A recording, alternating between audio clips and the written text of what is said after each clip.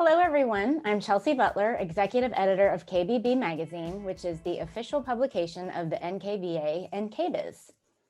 And as I'm sure you all know, KBIS 2022 registration opened on September 1st, and we wanted to find out what's in store for next year's live event. Today, I'm talking to Jason McGraw, the KBIS Show Director, and Mike Waterman, Chief Sales Officer of Visit Orlando. Welcome, gentlemen, and thank you so much for joining me. Glad to be here, Chelsea. Thank you. Thrilled to be part of it. All right, we'll get right into it. So again, as we know, KBIS registration opened yesterday. So Jason, what can you tell us about how to go about that and any specials that are going on? Well, it's been 4 years since we've been back to Orlando, and more importantly, it's been 2 years since we've had an in-person show. Here as we're trying to work our way through pandemic and getting back to business. So it's really exciting actually to be thinking about gathering again together and having the whole industry back together at one place, one time. And, that in itself is thrilling for us to be planning for the show. And now the registration's open, but we're still months away, and a lot of preparations are underway for getting back to the Orange County Convention Center. It's been a great host in the past for the event. And just a reminder that, KBIS is co-located with the International Builders Show under the Design and Construction Week umbrella. And, it'll be a magnificent showcase of everything in the home, kitchen and bath, construction, remodeling, products, services, new feature areas this year. So it's really going to be the one-stop shop, honestly, the massive showroom, if you will, to see the latest and greatest products that really kick off business in 2022. So for registration, we go to kbiz.com. It's probably the easiest way to go about it. And then you can see all the different packages and everything that's available leading up to and then at the show as well. Well, yes, Chelsea, on kbiz.com, you can find all the show information, schedule information about the pavilions. Most importantly, see all the current list of exhibitors, the floor plan to find out what's located where, all the registration package options. New this year, NKBA's Voices from the Industry conference program will also be hybrid and have an on-demand component to it. So both in person and online this year, we're really extending the experience of the event. So there's options to enjoy content both online at the show or sharing with your colleagues, perhaps that they can't make it in person to the show this year. But, we recognize that it's been a challenge coming out of the pandemic with travel restrictions, and hopefully that's getting better by showtime, of course. But, there are many options available there. We're planning to invest a lot more this year in the on-site experience in terms of capturing more of the content by video, our stage sessions on the next stage, and other areas of the show floor, having a lot more of that content available, then also sharing more of that digital experience as well on kbb.com. Okay, so given that this will be a live event after the virtual one earlier this year, Jason, what do you think attendees and exhibitors are most looking forward to in 2022? Well, probably moving away from this experience, where we're all online on a Zoom call, et cetera. But, seeing people face to face, I mean, this is a very communal industry. We like to see, touch, feel, taste. And so that opportunity to reconnect in person, to be able to, see the products firsthand, to touch them, to feel very tactile, surfaces and designs of products. You really have to see that in person to really, get the full scope of the features and benefits of new products. But it's also connecting with colleagues and making new business connections and renewing relationships that you have, with the manufacturers, with the distributors. And so that experience right there fundamentally can't be replicated online. And so getting back together in person at the show is really, our goal to reunite the industry in a positive way. Jason, can you tell us just a little bit about how health and safety will be addressed at this live event? Well, certainly, and that's an evolving process. Today, we are following the recommendations of the CDC and state and local officials in Orange County with respect to mask wearing, no mask wearing, being vaccinated if you're unvaccinated, wearing a mask, et cetera. Whether we need to do social distancing or how we're setting up the show floor to ensure that people are safe.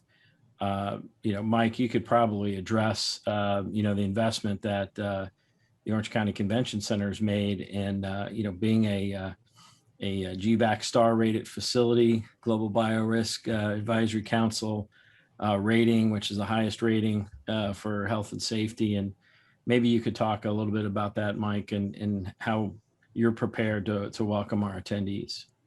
Yeah, look, I think, what people don't realize, we've hosted over 100 live events, in-person events since July last year. So we've got a lot of experience with hosting safe and healthy meetings. And, we've had a wide variety of, pre-COVID or COVID, no vaccine to vaccine, and mandates have changed. And we've really worked closely with our partners over at the convention center to make sure we're doing all the right things. And matter of fact, the convention center, as you mentioned, Jason, was one of the first to receive the Global Biorisk Advisory Council accreditation, which is really the gold standard of how to keep a clean venue and how to run a clean event.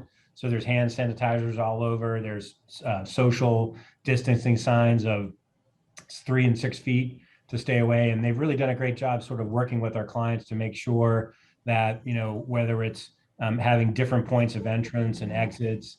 And just so you know, some of the most recent events that we've held of the 100 plus, we had the North American Veterinary Communities 38th annual VMX show that was back in June. They had almost 8,000 folks in a hybrid, in-person 7,700, but also hybrid. We had AAU Junior Volleyball Championship. They were the first event we hosted in July of last year, had about 13,000 folks attend. And then this July actually had 135,000 people in town and held a safe event with us. ICAST, which is a sport fishing event, just checked out a couple weeks ago. They were expecting close to 10,000 and actually almost hit 11,000 attendees. Again, had a safe and productive event. And to your point, Jason, if this pandemic has taught us anything, the value of live, in-person, face-to-face events has never been more important. And we've actually seen that in our shows. While some of the attendance has been down, like the ICAST show was actually slightly up, but the amount of orders they actually wrote were some of the best they've ever had because of this sort of pent-up demand. Yeah, I mean, we're hearing the same across the trade show industry that, while numbers may be off on some events, and we're hoping that they, fully bounce back by February, of course, for KBIS, but that opportunity to do business, that pent up demand that's gone on, Yep. is truly there. And I think regardless of the total numbers of attendance, whether we have 50, 80, 100,000 people, who knows at this point, but the fact of the matter is that everyone who will be attending is highly motivated to be there, right? And from the exhibitor perspective, what other opportunity have they had over the last couple of years to engage the channel in the marketplace face to face? And certainly no opportunity that has tens of thousands of visitors. So, that in itself, I think it'll be a major accomplishment to reestablish the event in person, reconnect the industry and provide a safe environment for all that are coming, because we have attendees from all across the country, also internationally that come to Design and Construction Week and KBIS and the Builder Show. And it's important to us, the health and safety of our guests and our exhibitor personnel, and also to ensure a smooth running and pleasant experience, travel wise, hotel wise, etc. I noted recently, I was in Orlando for a site visit. I was actually there during the volleyball tournament, Sure. which was incredible. Never seen so many volleyball courts in my life at one place Great. and one time. But it was amazing with the amount of visitors. But I also noticed that, a little segue here to, many of the hotels have renovated. Since we were there last, you mentioned there's a lot of new attractions and restaurants all along International Drive. There are a lot of new properties, and a lot of the road work had been completed over the last couple of years. The Beeline connector from the airport, very streamlined experience.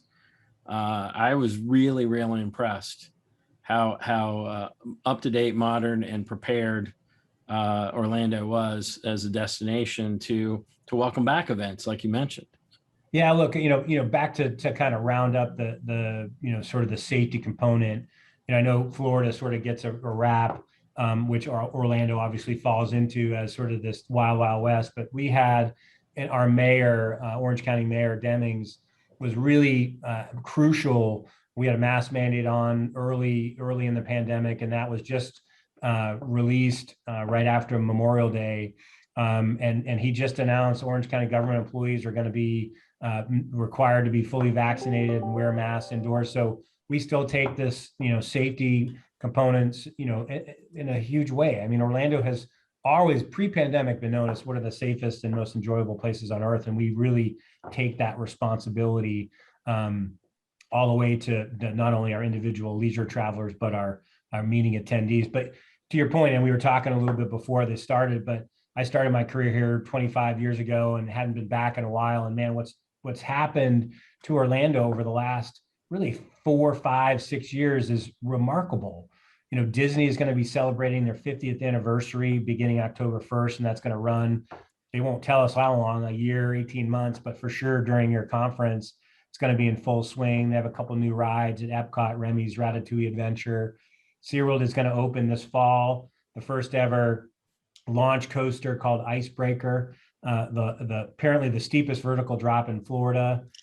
Jurassic World Velocicoaster, which I rode on, which is crazy fun. Florida's fastest and tallest launch coaster, opened at Universal Studios. So, there's a ton of stuff at our parks.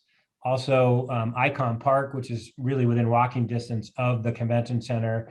They've added the Star Flyer and a couple more thrill rides coming on, Slingshot and Free Fall, which are being built right now. And to your point, really the hotels and attractions have used this time during COVID to sort of ramp up their renovation and their additions of new products, really to take advantage of, sort of at early on the lower occupancies, and it's really kind of paid off. I-4 has never looked better. It's not quite done yet, but it's as good as it's been in years. So it makes the traffic flow a little bit easier, but I guarantee your attendees are really going to appreciate and enjoy sort of the new attractions and what's happening in Orlando. Matter of fact, just last night I was at Blake Sheldon's place called Old Red, which is also an Icon Park. Live entertainment every night, live music every night, which is great food.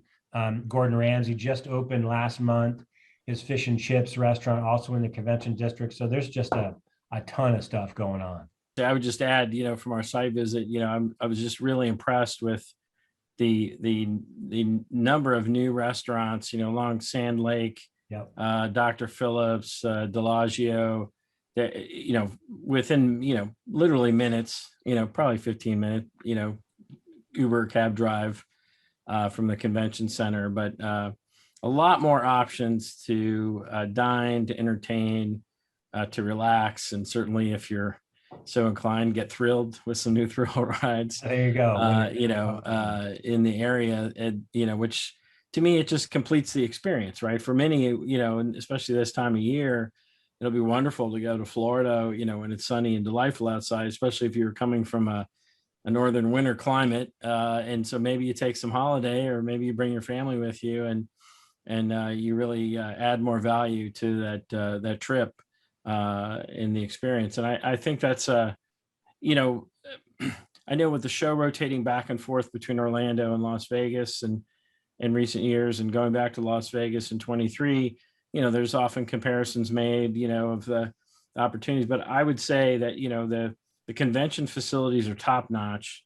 It's very easy to get around, the meeting space, the expo hall, convenience to the hotels. We have extensive shuttle bus service that we're going to deploy to get between the hotels and the convention center. Connector shuttle between the two pieces of the building, the West Hall and the South building that we're using for our exhibits. And so from that experience standpoint, it should be better than ever when we've been in Orlando. And with more dining and entertainment options, you're definitely going to have a wonderful experience. Chelsea, you had some other questions for us today. You've gone through a bunch of them. Yeah. So I guess in planning for, visiting some of these attractions and restaurants, Mike, would you say that, that some of the attendees should be doing some of the legwork in advance to like really see where they want to go?